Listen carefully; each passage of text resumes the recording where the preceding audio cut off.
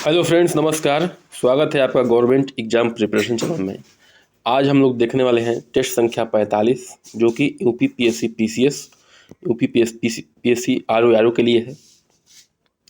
केवल 10 मिनट का शो होगा और 10 ही प्रश्न होंगे। जो भी इसका कंटेंट है, टेलीग्राम चैनल के का लिंक जो है दे दिया गया है डिस्क्रिप्शन बॉक्स में, ज्वाइन कर लीजिए, वहाँ आपको सब कुछ मिल जाएगा। चलिए शुरू करते हैं आज का पहला प्रश्न। पहला प्रश्न क्या है? निम्नलिखित में से कौन सा या से रेडियो एक्टिव पदार्थ मानव शरीर में भोजन श्रृंखला के माध्यम से प्रवेश करता है या करते हैं और शारीरिक क्रियात्मक विकार उत्पन्न करता है या करते हैं? ठीक है, कौन सा रेडियो एक्टिव पदार्थ की बात हो रही है? या से माने एक से अधिक भी हो सकते हैं, जो कि भोजन श्रृंखला के माध्यम से मानव शरीर में प्रवेश कर जाते हैं और शारीरिक क्रियात्मक विकार उत्पन्न करते हैं। ये आपको बताना है। ऑप्शन क्या है? स्ट्रांसियम 19, आयोडीन 31, सीजियम 137 या ये सभी। तो इस प्रश्न का उत्तर हो जाएगा, वो हो जाएगा डी, यानी कि यह सभी। ये सभी जो है किसी न किसी तरीके से भोजन श्रृंखला में एंट्री कर जाते हैं और हमारे शरीर को क्या करते हैं? नुकसान पहुंचाने का काम करते हैं। थोड़ा सा इसको और डिटेल में देख लेते हैं हम लोग, ठीक है। आपको जहाँ ज़रूरत है वहाँ एक्सप्लेनेशन में मिलेगा, और ये एक्सप्लेनेशन जो है आपके एग्जाम के लिए बहुत ही लाभकारी है, अमृत है। तो ध्यान से इसको सुनना है। देखिए, स्ट्रांसियम 19, आयोडीन 31 और सीजियम 137, इनका विघटन जीवाणुओं द्वारा नहीं होता तथा यह प्रदूषण उत्पन्न करते हैं। ठीक है, इनका विघटन जो है जीवाणु यानी कि बैक्टीरिया द्वारा नहीं हो पाता है और प्रदूषण उत्पन्न करते हैं।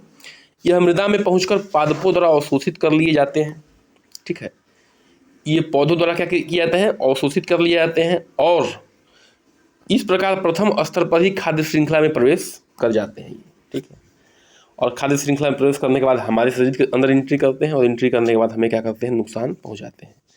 आगे बढ़ते हैं, प्रश्न संख्या 2 पे आते हैं। जेरीस्केपिंग किससे या किनसे संबंधित संकल्पना है? जो जेरीस्केपिंग है किससे संबंधित संकल्पना है? जल बचाओ से संबंधित भू सुदर्शनीकरण है, या मृदा अपरदन को रोकने से संबंधित भू सुदर्शनीकरण है, शैल पृष्ठ का अपक्षय या उपरोक्त सभी? तो इसका उत्तर हो जाएगा ए ऑप्शन। ठीक है, जल बचाओ संबंधित भू सुदर्शनीकरण है ये। कौन सा? जेरीस्केपिंग। ठीक है, इसमें क्या करते हैं? वाटर हार्वेस्टिंग करते हैं। क्या करते हैं? वाटर हार्वेस्टिंग करते हैं। जो भी वर्षा का जल है किसी न किसी रूप से इसको एकत्र करते हैं और ग्राउंड वाटर बढ़ाने का लेवल जो है बढ़ाने का काम करते हैं, या उसको जो है रीयूज करने का काम करते हैं। यही है जेरीस्केपिंग, ये ध्यान रखना है। आगे बढ़ते हैं, प्रश्न संख्या 3 पे आते हैं। निम्नलिखित में से किस बहुलक में ग्लूकोज एकक नहीं होते हैं? जो ग्लूकोज एकक है यानी कि ग्लूकोज मोनोमर, एकक मतलब कि मोनोमर। ठीक है, ग्लूकोज मोनोमर जो है किसमें नहीं होता है? ग्लाइकोजन में, स्टार्च में, सेलुलोज में या रबर में? तो डी, रबर में जो है। ठीक है, रबर में ग्लूकोज मोनोमर नहीं है, यानी कि एकक नहीं है। ठीक है, तो ऐसे प्रश्न बिल्कुल आपके फ्रिक्वेंटली एग्जाम में आने वाले हैं, ये ध्यान रखना है। वीडियो के लास्ट तक बन रही है, क्योंकि जो भी मैं क्वेश्चन लाता हूँ सारे इंपॉर्टेंट हैं, किसी न किसी रूप में एग्जाम में आए हुए हैं और एग्जाम में पूछे जाने के पूरे गारंटी है। ठीक है, भारत संविधान में गारंटित मूल अधिकार निलंबित किया जा सकते हैं केवल। ठीक है, किस कंडीशन में जो मूल अधिकार हैं उनको भी निलंबित किया जा सकता है? ये कब हो सकता है? ठीक है, देखिए, राष्ट्रीय आपातकाल घोषणा द्वारा, संसद द्वारा पारित अधिनियम द्वारा, भारत के संविधान के संशोधन द्वारा, या उच्चतम होगा होगा न्यायालय के न्यायिक निर्णय द्वारा। तो आपको ये बताना है। देखिए, तो इसका जो आंसर हो जाएगा वो हो जाएगा आपका ए ऑप्शन। जब राष्ट्रीय आपातकाल घोषणा होती है तो जो गारंटित मूल अधिकार है अपने आप निलंबित हो जाते हैं। इसको थोड़ा सा डिटेल में देख लेते हैं। देखिए, जो अनुच्छेद 358 है उसके अनुसार राष्ट्रीय आपातकाल की उद्घोषणा के साथ ही अनुच्छेद 19 में दिए गए सभी मौलिक अधिकार निलंबित हो जाते हैं। जो अनुच्छेद 19 में मौलिक अधिकार दिए गए हैं वो राष्ट्रीय आपातकाल को उद्घोषणा, जो कि किस में दिया गया है? 358 में दिया गया है, क्या हो जाते हैं? अनुच्छेद 19 के मौलिक अधिकार निलंबित हो जाते हैं। अच्छा, 2 मूल अधिकार जो है निलंबित नहीं होते हैं, उसको आपको कमेंट बॉक्स में लिखना है, ठीक है। निम्नलिखित विधेयकों में से किसे या किन्हें पारित करने के लिए संसद के दोनों सदनों के बीच गतिरोध को सुलझाने हेतु संसद की एक संयुक्त बैठक की सहायता ली जाती है? गतिरोध को सुलझाने के लिए संयुक्त बैठक की सहायता ली जाती है किस कंडीशन में?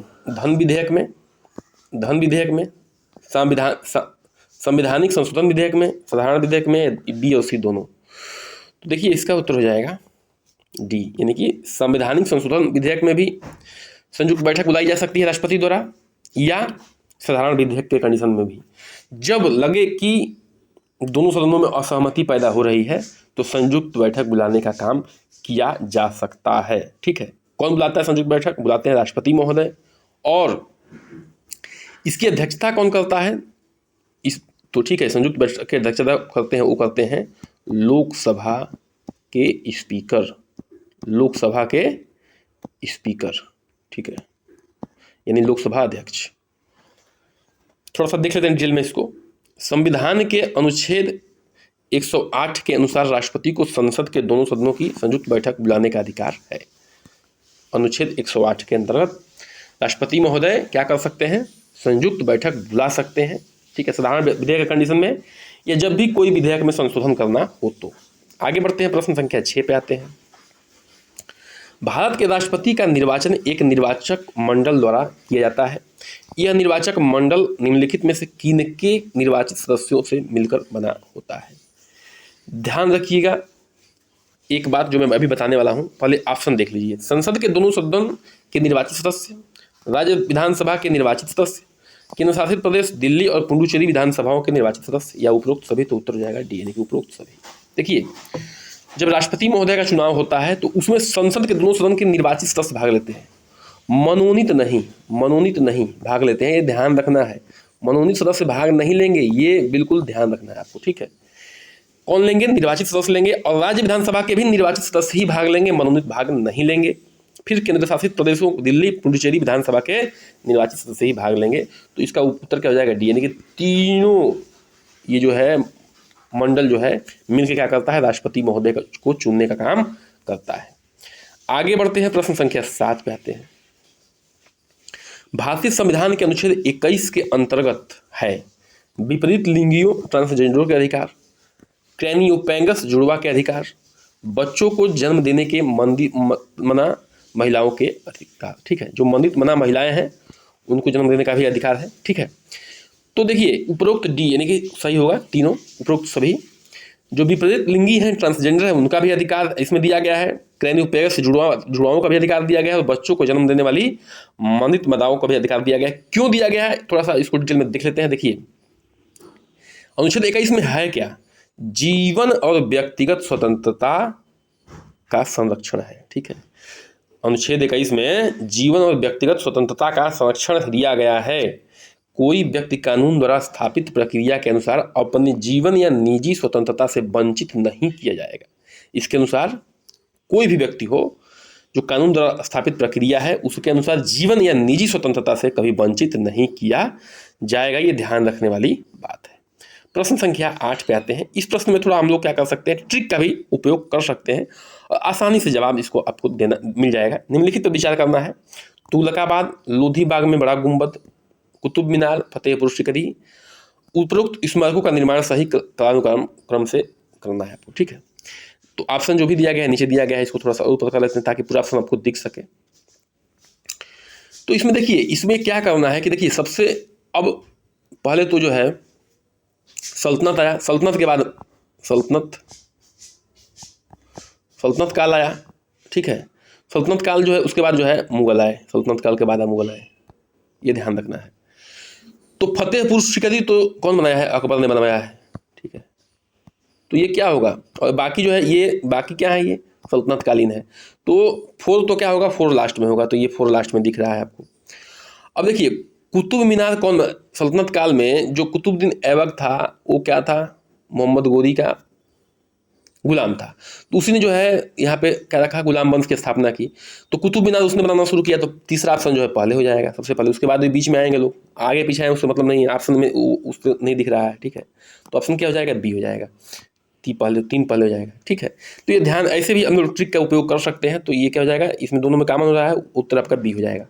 पहले फतेहपुर सीकरी, दूसरे पे जो है तुगलकाबाद, तीसरे पे जो है लोधी बाग में बड़ा गुम्बद, और चौथे पे जो है कुतुब मीनार बनेगा, ठीक है। थोड़ा देख लेते हैं कौन कौन इसको बनवाया था। देखिए, तुगलकाबाद मोहम्मद बिन तुगलक ने शुरू किया था।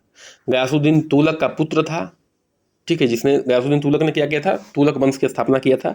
उसी का पुत्र था मोहम्मद बिन तुगलक, उसने जो है तुगलकाबाद बसाया। लोधी बाग में बड़ा गुम्बद जो है यह सैयद और लोधी वंश के प्रमुख स्मारक है। कुतुब मीनार, इसका निर्माण कुतुबुद्दीन ऐबक ने शुरू करवाया था। कुतुब मीनार को जो है अभी बता चुके हैं, कुतुबुद्दीन ऐबक ने शुरू करवाया।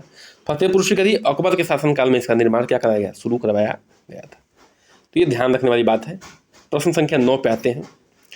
इनमें से कौन सा संविधान सभा के प्रारूप समिति के सदस्य नहीं है, ठीक है। संविधान सभा के प्रारूप समिति के सदस्य नहीं है, बताना है आपको। NG अयंगर, के मुंशी, BN राव या मोहम्मद सादुल्ला। तो BN राव साहब जो है प्रारूप समिति यानी कि ड्राफ्टिंग कमेटी, ठीक है, ड्राफ्टिंग कमेटी के जो है सदस्य नहीं है। कौन कौन था ड्राफ्टिंग कमेटी में, थोड़ा सा इसको देख लेते हैं। देखिए, प्रारूप समिति के अध्यक्ष कौन थे, डॉक्टर भीमराव अंबेडकर साहब थे, ठीक है। और 6 अन्य सदस्य कौन थे, NG अयंगर थे, के मुंशी थे, मोहम्मद सादुल्ला साहब थे, BL मित्रा जी थे, कृष्णा स्वामी अयंगर साहब थे, और DP खेतान साहब थे। इतने लोग जो थे, 6 लोग थे, और डॉक्टर भीमराव अम्बेडकर साहब क्या थे, अध्यक्ष थे। आज के अंतिम प्रश्न पे आते हैं, और ये स्टेटमेंट वाला प्रश्न है, ठीक है। मुगल राज्य के स्वरूप को देखते हुए इनमें से किस विद्वान ने यह तर्क दिया था कि मुगल भारत में राज्य की अनूठी विशेषता यह थी कि इसने शोषक वर्गों के लिए केवल संरचनात्मक भुजा के रूप में ही भूमिका नहीं निभाई, बल्कि स्वयं शोषण के प्रमुख जरिया साधन था। यानी कहने का मतलब ये लोग शोषण करते थे और शोषण के लिए जरिया तैयार करते थे, साधन तैयार करते थे, और शोषकों की सहायता भी करते थे, ये कहने का मतलब है, ठीक है। तो ये ध्यान रखने वाली बात है। ये किसने कहा है, किस इतिहासकार ने कहा है, इरफान हबीब साहब ने, सतीश चंद्र जी ने, अतहर अली ने, या JHF रिचर्ड ने। तो उत्तर हो जाएगा ए, यानी कि इरफान हबीब ने इस बात को कहा है, ठीक है। तो इसको ध्यान रखना है। इसी के साथ जो है आज का सेशन क्या होता है, समाप्त होता है। आपसे एक निवेदन, वीडियो आप लोग देखते जरूर हैं लेकिन चैनल को सब्सक्राइब नहीं करते हैं, और लाइक कर दिया करिए, शेयर कर दिया करिए, कमेंट कर दिया करिए, ठीक है। बने रहिए हमारे साथ। नमस्कार, जय हिंद।